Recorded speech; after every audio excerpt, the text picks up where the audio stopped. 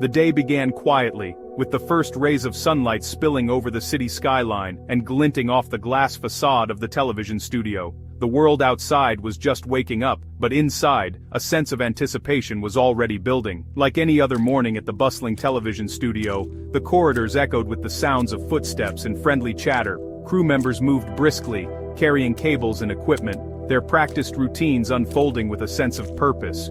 In the main studio, the technical crew worked in harmony, setting up cameras, adjusting the intricate web of studio lights, and checking sound levels. Every detail mattered, from the angle of a spotlight to the crispness of the microphones, as they prepared for the evening's broadcast.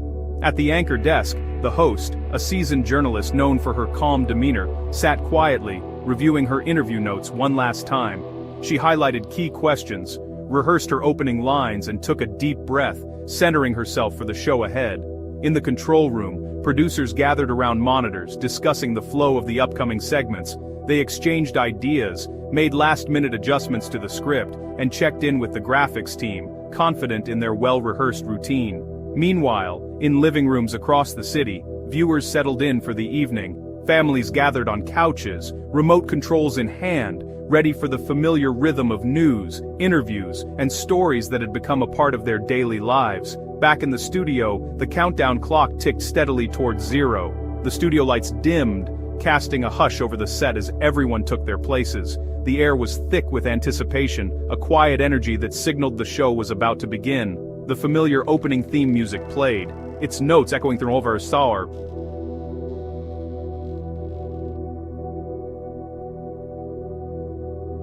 Surdidar. And into homes everywhere. On the monitors, the live broadcast title animation shimmered, marking the official start of another evening on air. With a practiced smile, the host welcomed viewers, her voice warm and inviting, as she introduced the first segment.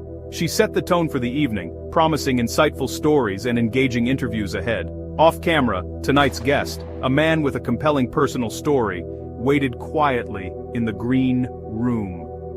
He glanced at his notes, took a sip of water, and tried to steady his nerves, unaware of just how significant this appearance would become. In just a few moments, he would step into the bright lights of the studio, taking his place at the center of the set. What he didn't know was that this ordinary evening would soon turn extraordinary, as he became the unexpected center of a worldwide mystery, one that would captivate millions and change the course of the broadcast forever. The introduction continued smoothly, with the news anchor delivering the day's headlines in a calm, measured tone. Each story was presented with practiced ease, the kind of professionalism that viewers had come to expect from this network. The studio's atmosphere was one of quiet efficiency, every detail meticulously arranged to create a sense of order and reliability. The anchor's voice, steady and reassuring, set the tone for the broadcast, making even the most pressing news feel manageable and routine.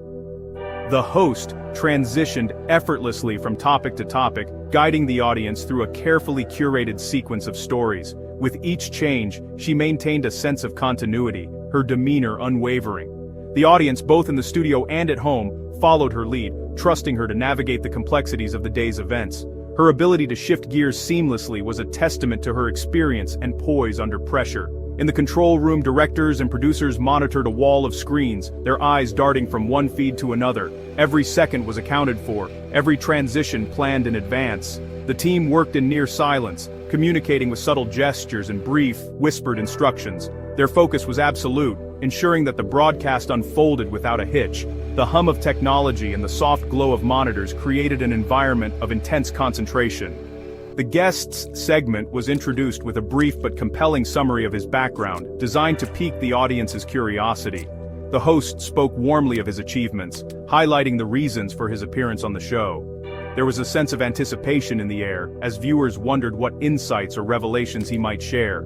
The introduction was crafted to draw people in, to make them care about the story that was about to unfold. Cameras panned smoothly as the guest walked onto the set, his posture confident yet approachable.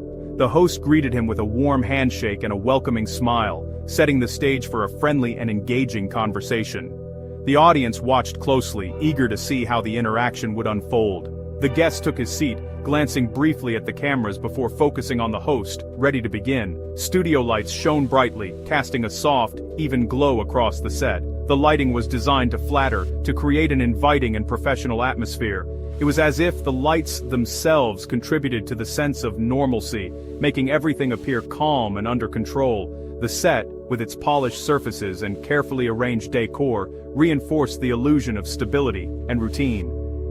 Viewers at home leaned forward, their attention fixed on the screen. Some recognized the guest immediately, recalling past interviews or news stories. For others, this was their first introduction, and they listened closely, curious to learn more about the man and his story. Across living rooms and kitchens, people paused what they were doing, drawn in by the promise of something interesting, perhaps even important. In homes across the country, groups of friends and families gathered around their televisions, united in anticipation. Some exchanged quiet comments, speculating about what might be revealed. Others simply watched in silence, captivated by the unfolding broadcast. The sense of shared experience was palpable, a reminder of the power of live television to bring people together, even if only for a moment. The conversation began with polite introductions and a few carefully chosen questions. The host's tone was friendly but professional, putting the guest at ease while also signaling to the audience that this was a moment of significance. The guest responded thoughtfully, his answers measured and articulate. There was a sense of mutual respect, a willingness to engage in meaningful dialogue. The atmosphere in the studio remained relaxed and professional, with no hint of the drama that was about to unfold. Everything appeared normal, almost routine, as if nothing out of the ordinary could possibly happen. Yet beneath the surface there was a quiet tension, a sense that something significant was just around the corner, waiting to be revealed. As the interview commenced, the man displayed signs of nervousness. He shifted in his chair, fidgeting with his jacket. The bright studio lights and millions watching weighed on him. The host offered reassuring smiles, trying to put him at ease. He spoke of past challenges and triumphs, his words genuine and emotional. The audience felt a connection, drawn in by his vulnerability. Yet, a subtle tension brewed beneath the surface, his eyes darting to the studio corners. The stage was set for a revelation, though no one could predict its magnitude. As the interview progressed, subtle hints of tension began to surface, almost imperceptible at first. The air in the studio, once filled with the usual hum of anticipation, now seemed to thicken with every passing second. The guest's posture stiffened, his hands fidgeting nervously in his lap, while the host's eyes narrowed, sensing a shift in the conversation's tone. The audience, both in the studio and at home, could feel the change. A collective breath held in suspense, waiting for what might come next. The man stumbled over his words, his voice faltering as he tried to maintain composure. He glanced over his shoulder, as if searching for reassurance or perhaps an escape, his unease growing more apparent with each moment. The camera caught every flicker of doubt in his eyes, broadcasting his anxiety to millions of viewers. The tension was no longer just a feeling, it was visible, palpable, and impossible to ignore. The host, sensing vulnerability, leaned in and pressed on, determined to uncover the full depth of the guest's story. Her questions became sharper, more probing, each one peeling back another layer of the man's carefully constructed facade. The intensity of the exchange grew, drawing everyone in the studio into its gravitational pull. The stakes felt higher with every word spoken, as if the outcome of the interview could change everything. The studio's energy shifted, dramatically. The calm professionalism giving way to a charged atmosphere brimming with anticipation. Even the lights seemed to burn a little brighter, casting long shadows across the set. The usual banter between crew members faded into silence, replaced by a collective focus on the unfolding drama. Every person in the room was acutely aware that something significant was happening. Crew members sensed something was off, their eyes flickering anxiously between the monitors and the guest. The director whispered instructions trying to maintain control, but the tension was contagious, spreading through the control room and onto the studio floor. Production staff exchanged worried glances, uncertain of what might happen next. The sense of unease was unmistakable, a silent alarm that everyone could feel. The man's gestures grew more animated, his hands slicing through the air as he tried to make his point. His voice rose in pitch, betraying the strain he was under. The atmosphere crackled with tension, every word and movement magnified by the live broadcast. It was as if the entire studio was holding its breath, waiting for the next revelation. The host's concern became evident, her professional demeanor slipping as she watched the guest struggle. Her questions softened, but her eyes remained fixed on him, searching for answers. The interview was reaching its climax, and everyone could sense that something important was about to be revealed. The tension between host and guest was almost tangible, a silent battle playing out before the cameras. Suddenly the man paused, his words trailing off as he stared past the camera, lost in thought. The studio fell silent, the only sound the faint hum of equipment. For a moment, time seemed to stand still, the weight of unspoken words hanging in the air. Everyone waited, unsure of what would happen next, the silence amplifying the sense of anticipation. The moment was charged, a prelude to an unforgettable event. In that instant, the boundaries between host and guest, audience and performer, seemed to blur. The tension that had been building throughout the interview reached its peak, setting the stage for a revelation that would leave a lasting impact on everyone watching. And then, it happened. In the middle of a sentence, the man vanished. One moment he was there, the next, only an empty chair remained. The camera captured the moment in stark detail. A collective gasp rippled through the studio and homes. The host sat frozen, stunned into silence. The control room erupted into frantic activity, searching for answers. Social media buzzed with disbelief, clips going viral instantly. The broadcast continued, but the focus had shifted to the mystery. The man's disappearance left behind not just an empty chair, but a void filled with questions. Pandemonium reigned after the man's disappearance. The studio, once controlled, became a hive of confusion. The host tried to explain, but words failed him. The crew replayed footage, searching for clues. Nothing explained what happened. Producers scrambled to maintain order amidst chaos. The live audience, both in the studio and at home, remained glued to their screens. The shared experience created a sense of collective participation in the unfolding mystery. As minutes ticked by, the initial shock gave way to a more structured response. The man's disappearance transformed an ordinary evening into a historical moment. In the immediate aftermath, disbelief lingered in the air. The host addressed viewers, voice steady but incredulous, promising updates. The control room buzzed, phones ringing as producers fielded calls. Footage was reviewed, experts consulted, but the conclusion was the same. The man had vanished. Viewers remained captivated, their routine disrupted by the enigma. Social media exploded with theories from logical to fantastical. As the night wore on, shock gave way to a determined search for answers. The mystery remained, drawing in investigators and the curious alike.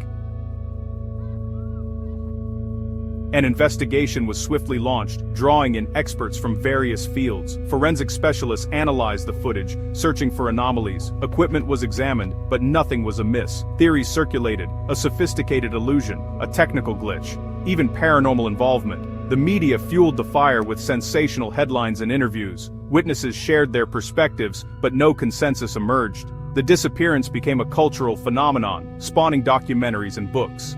Despite the wealth of speculation, the man's fate remained elusive. The mystery endured, resisting all attempts at explanation.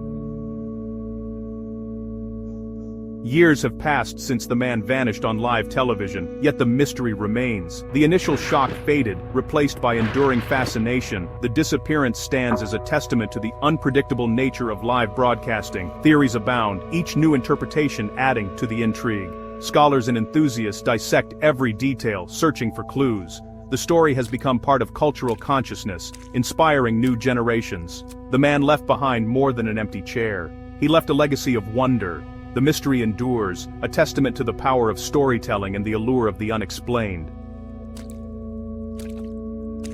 The studio of Britain today was a familiar place. Bright lights, blue sofas, steaming mugs, and the illusion of calm. Millions tuned in, trusting the hosts, feeling connected to the guests. On this Tuesday, the main guest was Arthur Finch, an unassuming archivist with a story about forgotten city records. The schedule was tight, the cameras perfectly positioned. Eleanor Vance, the seasoned host, smiled warmly, her questions gentle and rehearsed. Arthur Finch's face filled millions of screens. He looked small, almost swallowed by the armchair. No one could have predicted what was about to unfold. The illusion of control was about to shatter. The cameras rolled, capturing every detail. The comfort of morning television was about to be replaced by disbelief, and the unblinking eye of the camera would never look away. From the start, something was off about Arthur Finch. He looked hunted, eyes darting to the shadows, never meeting Eleanor's gaze. His posture was rigid, hands clenched white in his lap. Arthur's answers were fragmented, his gaze always drifting, glancing over his shoulder. His hand trembled as he sipped water, the mug rattling. He just stared, wide-eyed, fear etched deep. The facade of a normal morning show was cracking. Arthur's fear was contagious, spreading through the crew and out into the audience. The crack in the facade was widening. The morning show would never be the same. Suddenly, the studio lights flickered, sharp, erratic flashes plunging the set into chaos. Eleanor's professional smile faltered as she apologized for the technical issue, her voice edged with concern. In the control room, panic erupted. The lighting board was out of control. Then the sound warped, a low hum growing louder, bleeding into the broadcast. Arthur Finch shrank in his chair, terror etched on his face. Static crackled, the noise storm overwhelming.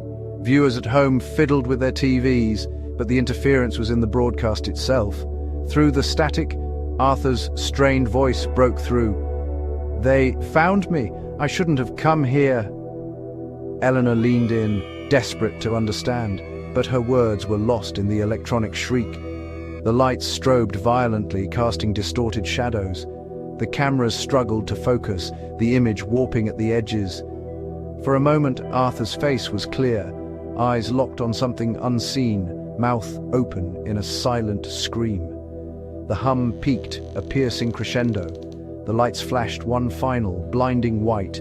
Chaos reached its height, and then absolute silence. The storm was over, but something irreversible had happened. The studio was frozen, the world holding its breath. The impossible was about to be revealed. The moment everyone would replay for years was seconds away. The silence was more terrifying than the noise. The world waited for what would come next. In that blinding flash, it happened. For a split second, the screen was pure white. When the image returned, Eleanor was there, the blue sofa, the coffee table, but Arthur's chair was empty. He was simply gone. No smoke, no trapdoor, no movement, just absence.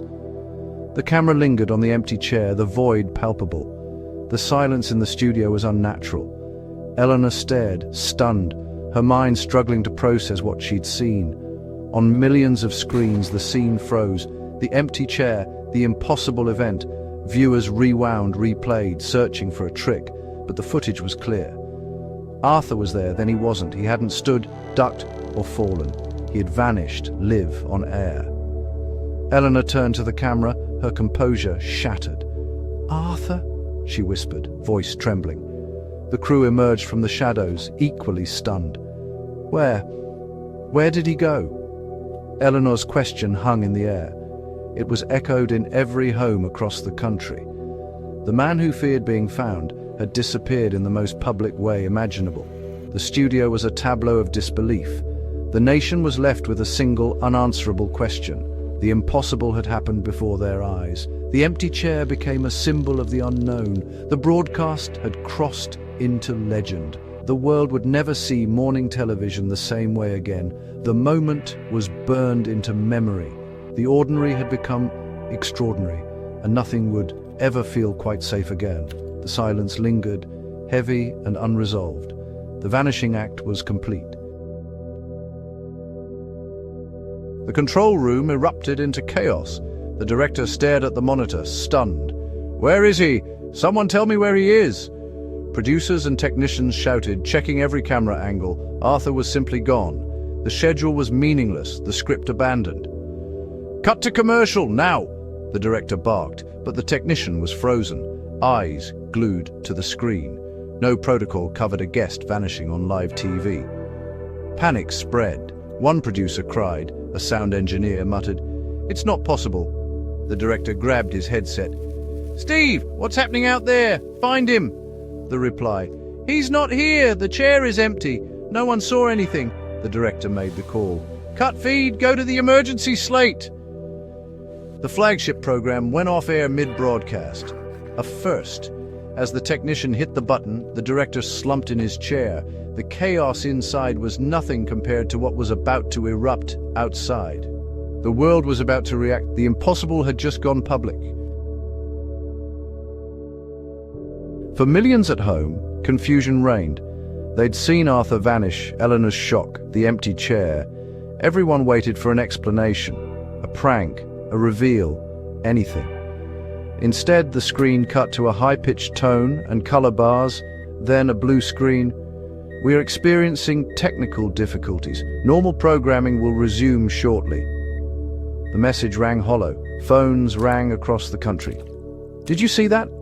Social media exploded, and a vanishing man trended worldwide in minutes. The clip was shared, dissected, and replayed endlessly. The network stayed silent, the blue screen lingering. 10 minutes passed, then 20. The promise of normal felt empty. The abrupt cut to static only amplified the mystery. It confirmed this was no stunt. It was real and terrifying. The dark screen became a canvas for national fear and confusion. The world waited, breathless, for answers that would never come. Shock and fascination gripped the nation. The disappearance clip played on every news channel, dissected frame by frame. Experts, illusionists, physicists, psychologists had no answers. The studio crew was questioned, their stories identical. Lights, noise, then Arthur was gone. Eleanor Vance, shaken, gave a tearful press conference, then vanished from public life. Fear spread. If a man could vanish on live TV, was anyone safe? Some called it a stunt, but no company claimed responsibility.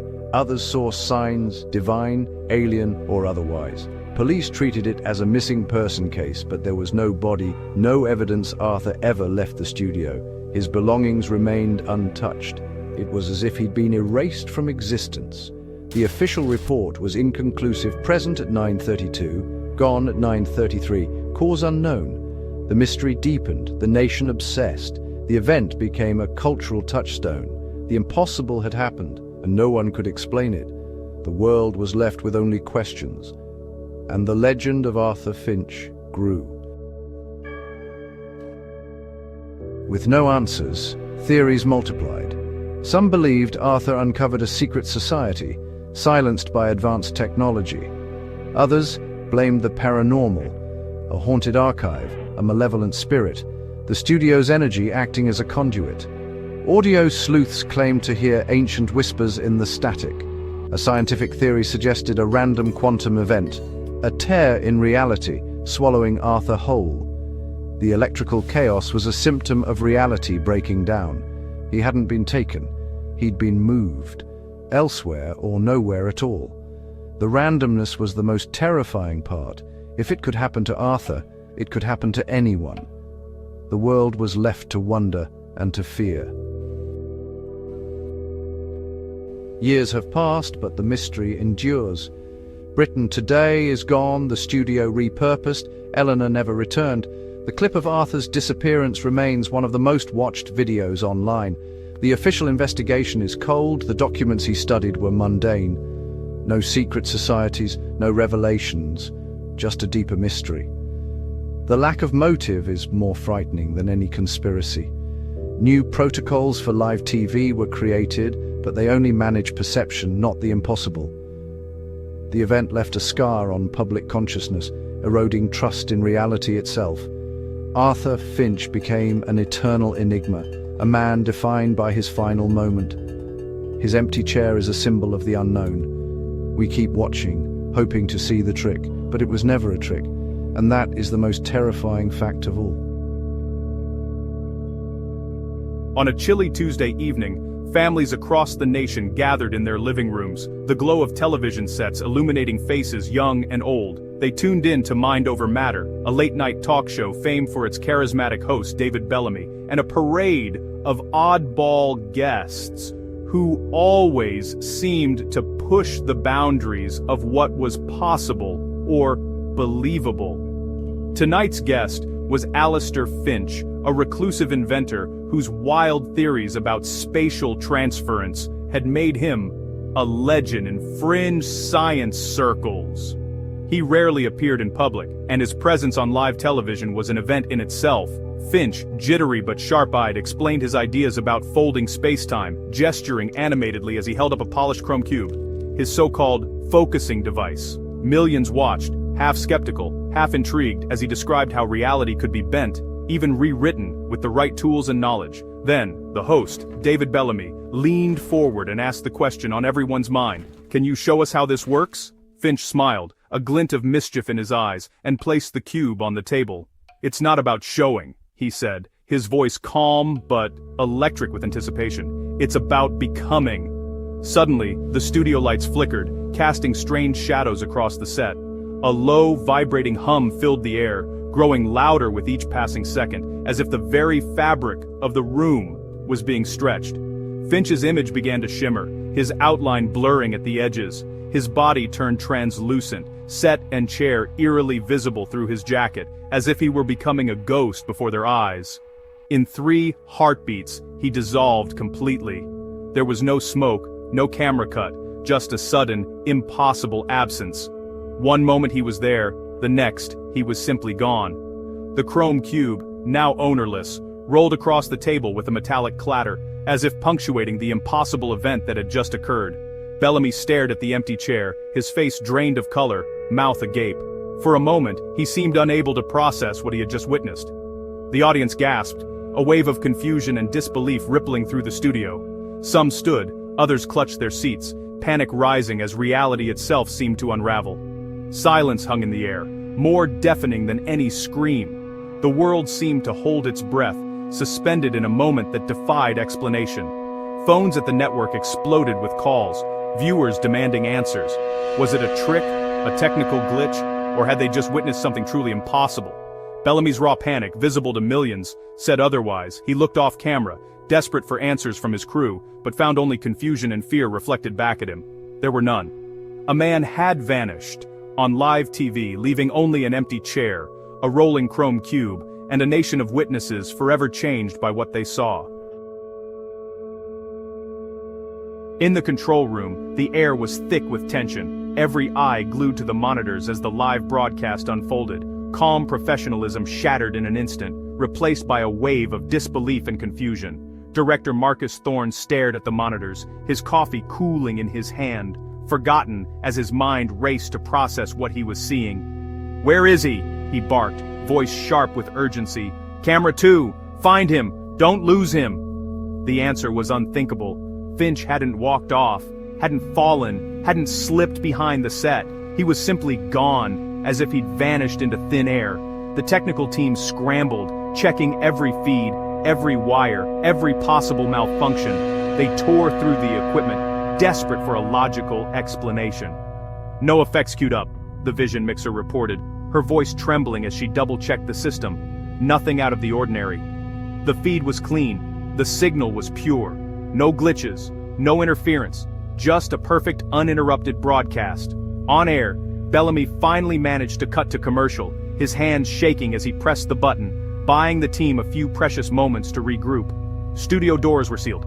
Security locked down the building, determined that no one would leave or enter until Finch was found. The only explanation seemed to be a trick. Finch had to be hiding somewhere. Crew members searched under desks, behind backdrops, inside storage closets, every possible hiding place. The audience, held in their seats by security, grew uneasy, whispering nervously as the minutes dragged on. Executives demanded answers no one could give, their voices rising in frustration as the impossible situation unfolded before them. How could a man vanish from a multi-camera studio, surrounded by people, with every angle covered and every exit watched? Thorne replayed the tape again and again. Each time, Finch simply faded from existence, right before their eyes, with no warning. The digital recording confirmed what everyone saw. No trapdoors, no camera tricks, just a man disappearing in plain sight, defying all logic. The mystery was only beginning. Whispers of the impossible spread through the studio, leaving everyone on edge. The impossible had happened, and no one knew how or what would happen next. Within the hour, the studio was transformed from a place of entertainment into a full-blown crime scene, its bright lights now casting long, uneasy shadows. Police arrived quickly, skeptical at first, but methodical and thorough. They began interviewing every witness, trying to piece together the impossible. Bellamy, still pale and trembling, could only repeat, "He was just gone. One moment he was there, the next, nothing." Every account matched, no matter who the police questioned. Finch had simply faded before their eyes, leaving behind only confusion and fear. Studio 4 was a sealed, state-of-the-art facility. No hidden exits, no trap doors, no secret passages. The building's blueprints confirmed it. There was nowhere to go. Police searched every inch from the rafters to the basement, behind every camera and prop. Finch wasn't hiding anywhere. The only item left behind was the chrome cube, now carefully bagged as evidence, its surface reflecting the flashing police lights. It was seamless, heavy, and offered no clues, no markings, no seams, nothing to suggest its purpose or origin.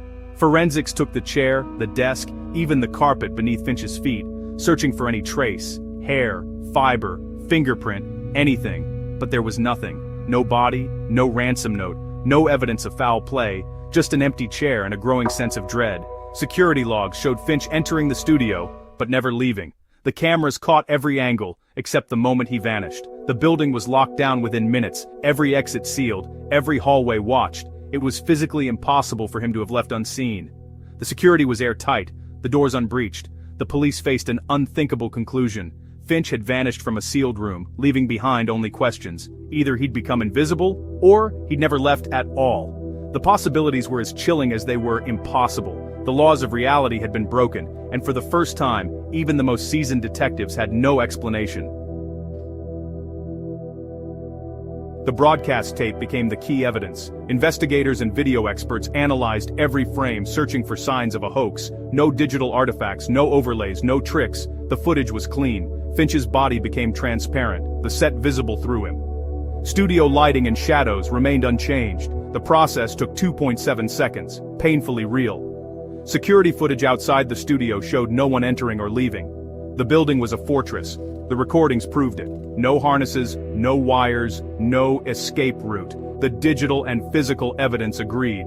Finch vanished under the lights, in front of hundreds, perfectly recorded. The tapes held no secret, just the impossible, captured in high definition. The event defied logic, leaving only questions. The world had witnessed a man become a digital ghost. With no explanation for the event, attention turned to Alistair Finch himself. Was he a genius, a fraud, or something else? Detectives found an eccentric, intensely private man. Finch held a physics doctorate, but left academia, calling it unimaginative. His home was a laboratory. Chalkboards of equations, strange electronics, a garage full of copper coils and magnets. Neighbors described him as polite but distant, with no close ties. His notebooks detailed theories on quantum mechanics and decohering matter. Was the chrome cube the key? Had he invented teleportation or destroyed himself? No enemies, no debts, no motive to fake his death. Finch lived for his ideas and may have become their victim. The world was obsessed. The footage played everywhere. Theories exploded. The most popular. It was a hoax, a masterful magic trick, but no magician could explain the method, and Finch never reappeared to claim credit. No accomplices, no confessions, no payoff. The hoax theory faded. Others believed Finch had succeeded, teleporting himself, maybe to another place, time, or dimension. His notebooks and machines fueled the legend. Darker theories suggested a failed experiment or a secret abduction by powerful interests. Each idea was compelling, but none could be proven. The world was left with only speculation and awe. Experts clashed over the case. Physicists called it impossible. Matter can't just vanish. Yet a few theorists pointed to quantum mechanics and the unknown. Magicians and skeptics trained to spot tricks found nothing. No smoke, mirrors, or camera tricks. Even famed debunker James Randi admitted defeat. The experts who should have solved it were the most baffled. Scientists couldn't prove it was a trick. Magicians couldn't explain the science. The public was left in wonder. The case became a philosophical riddle about reality itself. Finch had shown the world in effect, then vanished before revealing the cause. The mystery only deepened. Days became years. The investigation went cold. The studio returned to use, but the chrome cube sat in evidence, untouched. Finch was never seen again. His disappearance became legend, a modern myth. Documentaries, books, and online forums kept the story alive. Occasional sightings sparked brief excitement, always debunked. The event's power lay in its shared memory. Millions saw it live. The footage became iconic, a fixture in unsolved mystery shows. Finch became a digital ghost, haunting the collective mind. For those present, like Bellamy, the event left a permanent scar. Time brought no answers, only cementing the mystery. The vanishing of Alistair Finch became the most enduring enigma of the age. Decades later, the case remains unsolved, a modern myth. In a world of answers, Finch's disappearance is a rare, thrilling unknown. It challenges our faith in science and reality. The story's power is its ambiguity. Enough evidence for any theory. Skeptics see a magic trick. Believers see proof of the impossible. The case is a mirror for our beliefs. A live TV broadcast, a controlled environment, shattered by the inexplicable. The ordinary became extraordinary, right before our eyes. We're drawn to the mystery, because it promises wonder. It reminds us that the universe may still hold secrets. Was Finch a magician, a madman, or a pioneer? We may never know. The story endures. A perfect, unsolved mystery. It was an ordinary night, until it wasn't. The city outside was quiet, the kind of stillness that makes you feel like the world is holding its breath. But inside countless homes, something extraordinary was about to unfold, something that would ripple through the fabric of reality itself. October 15, 1988. Millions tuned in to Britain After Dark, a staple of late-night television. Families, students, insomniacs, everyone seemed drawn to the familiar glow of their screens, unaware that they were about to witness history in the making. Host Jonathan Pryce, known for his calm demeanor and sharp wit, welcomed his final guest of the evening, Alistair Finch. Finch was a quiet academic, a man whose life's work revolved around the mysteries of parallel universes. He had just published a book that was already stirring debate in scientific circles. Finch spoke of reality's thin places, those rare and fragile boundaries where the world we know might brush up against something else, something unknown. He described how, in theory, someone could slip through the cracks, vanishing from one existence and appearing in another. The audience was transfixed, hanging on every word. The studio, usually buzzing with quiet chatter, was now tense and silent, as if everyone sensed they were on the edge of something momentous. As the interview drew to a close, the studio lights flickered unexpectedly. A low, almost imperceptible hum filled the air, vibrating through the floor and into the bones of everyone present. The atmosphere shifted, charged, electric, and inexplicably strange. Finch paused mid-sentence, his expression shifting from mild surprise to something deeper. Recognition, perhaps even fear. For a moment, it seemed as if he was looking at something no one else could see. On screen, his image began to shimmer, the edges of his form blurring and dissolving as if the signal itself was breaking down. Viewers at home leaned forward, unsure if it was a technical glitch or something far stranger. Suddenly he was gone. No smoke, no flash, no dramatic effect.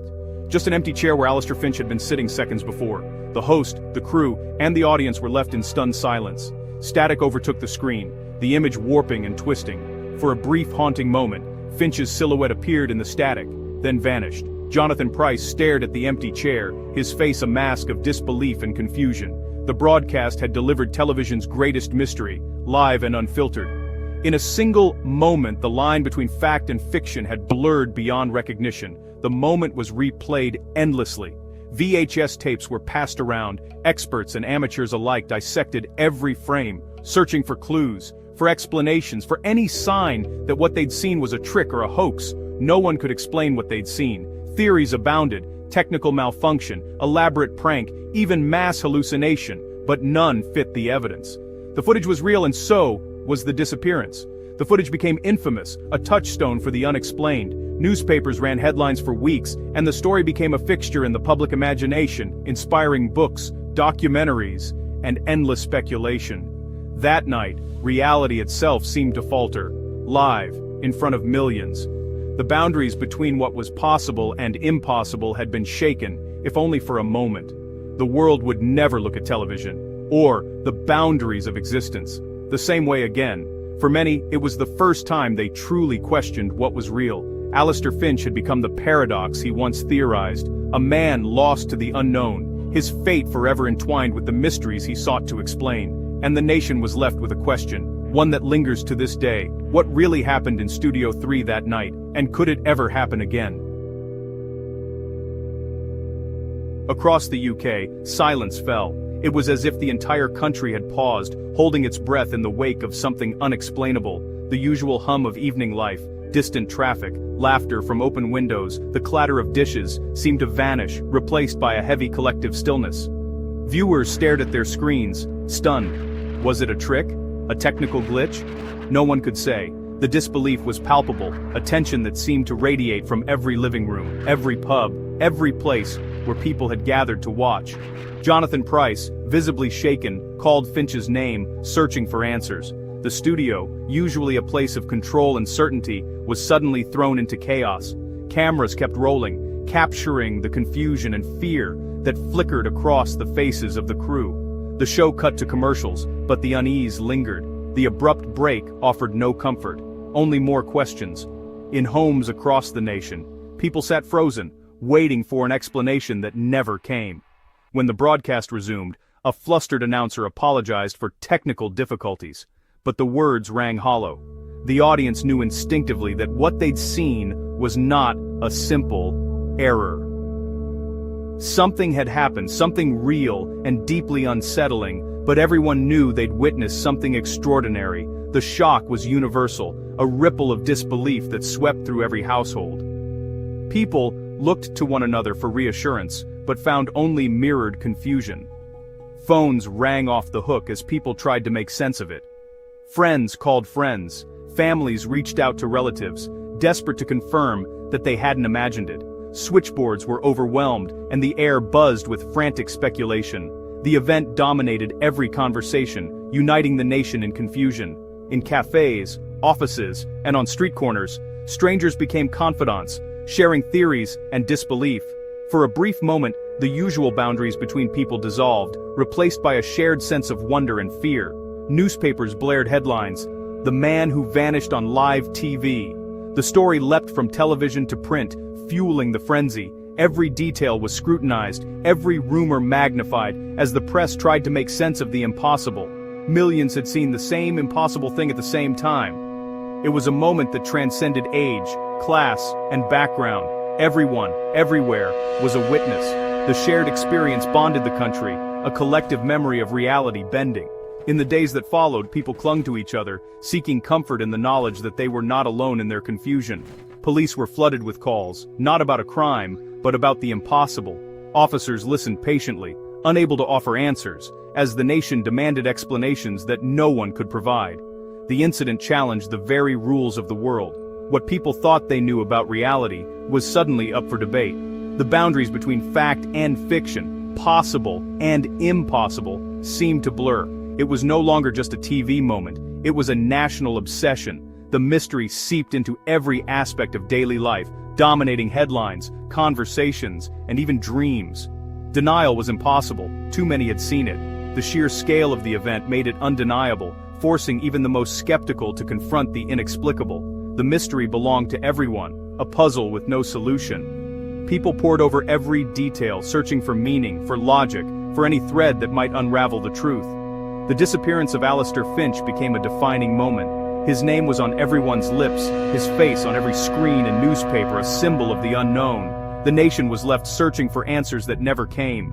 Days turned into weeks, and the questions only grew, echoing in the silence left behind, and the legend was only beginning. In the uncertainty, stories began to grow, whispers of conspiracy, of the supernatural, of secrets hidden in plain sight.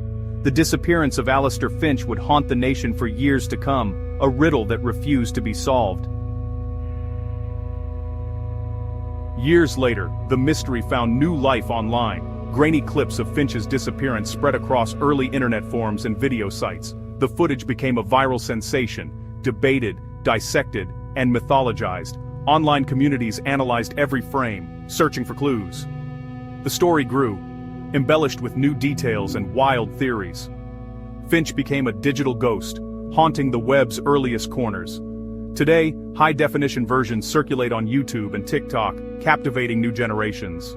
For many, Finch's vanishing is pure legend, an unsolved riddle for the digital age. The enigma endures, evolving with every share and comment. One chilling theory suggests that Finch was not simply lost, but absorbed into the very fabric of the broadcast signal itself, as if the television waves became his new reality. This idea blurs the line between science fiction and urban legend, but it has captured the imagination of many.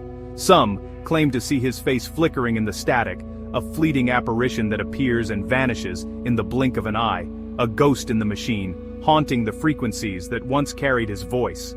Audio engineers, poring over the original footage, have reported hearing faint, almost imperceptible whispers hidden beneath the layers of noise, strange phrases like thin fabric and slip through, as if Finch is desperately trying to send a message from the other side. Skeptics dismiss these claims as nothing more than pareidolia, the mind's tendency to find patterns in randomness, but for believers, these eerie details are proof that Finch is still out there, reaching out through the static, trying to communicate with anyone who will listen. The idea of a man trapped in static taps into our deepest modern fears, of technology gone awry, of losing ourselves in the digital ether and of the unknown lurking just beyond the screen's glow. The television, once a simple household object, becomes a possible portal to another realm, its static a cryptic message from a lost soul, forever searching for a way back. This haunting concept continues to captivate the public imagination, keeping the mystery alive and leaving us to wonder, what if the static is more than just noise? Another theory. Finch slipped into a parallel universe, just as he'd described. The studio's energy may have triggered his crossing. Some see him as a pioneer, not a victim, an explorer who proved his own theories. Stories circulate of a confused man matching Finch's description, appearing in odd places, speaking of a different world. These tales offer hope. Perhaps Finch is alive, just elsewhere. The idea transforms tragedy into adventure, making Finch a legend of discovery. The cross-dimensional theory remains a favorite, blending science fiction with real-life mystery. It's a narrative that invites wonder, not just fear. Police launched a massive investigation but found nothing. The studio was searched, every angle reviewed, no trapdoors, no tricks. Finch's background was spotless. His family insisted he'd never leave. Experts ruled out video effects. Technology simply didn't exist for such a seamless illusion. Detectives hit a wall. Millions saw a man vanish, but no evidence remained. The case went cold, the file left open, the mystery unresolved. The investigation's failure only deepened public fascination. With no answers, speculation flourished.